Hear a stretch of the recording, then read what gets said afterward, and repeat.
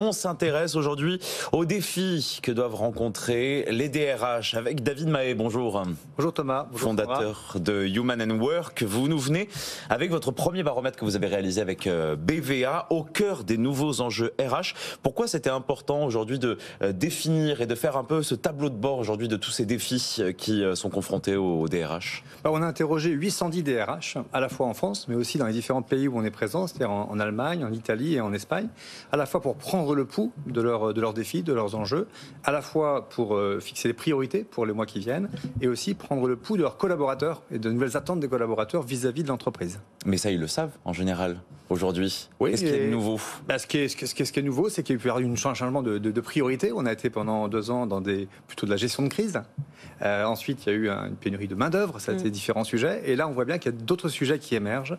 En tout cas, c'est ça le résultat de ces baromètres. Parmi lesquels, donc, l'engagement salarié. Comment développer cet engagement salarié dans les entreprises? Alors, l'engagement salarié, c'est extrêmement important. On parle beaucoup de désengagement. Et les ingrédients que mettent en avant les DRH, c'est d'abord la question du sens, qui est un point important.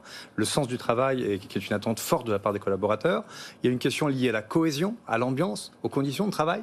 Et puis enfin, il y a des questions liées à la reconnaissance. Et ces 3 critères, c'est-à-dire le sens, la cohésion et puis la reconnaissance, sont finalement les ingrédients qui créent de l'engagement pour les DRH. Donc ça, c'est pour le constat. Comment est-ce qu'on peut mettre en place des indicateurs justement pour mesurer cette cohésion, ce sens du travail et renforcer la reconnaissance? On peut tout simplement interroger les salariés dans le cadre d'études quantitatives ou qualitatives, leur demander finalement comment ils vont, ensuite quels sont les facteurs auxquels ils sont exposés, quels sont les facteurs de risque ou les facteurs au contraire de protection.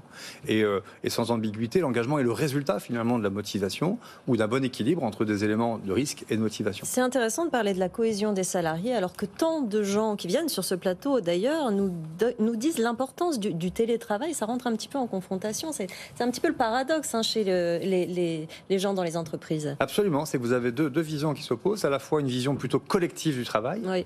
Où le DRH est un peu le garant de ça, c'est-à-dire comment organiser le travail, comment organiser le collectif de travail.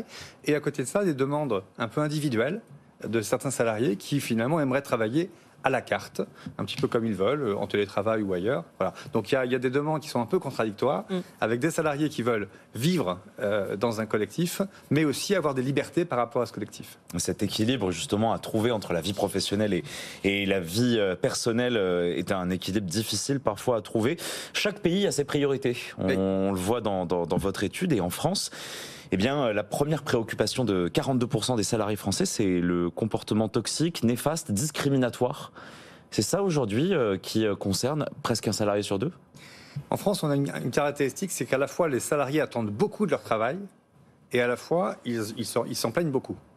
Donc on a d'autres pays comme l'Allemagne par exemple où les attentes sont plus faibles, mais où il y a des attentes, il y a finalement des gens qui sont globalement plutôt heureux. Voilà.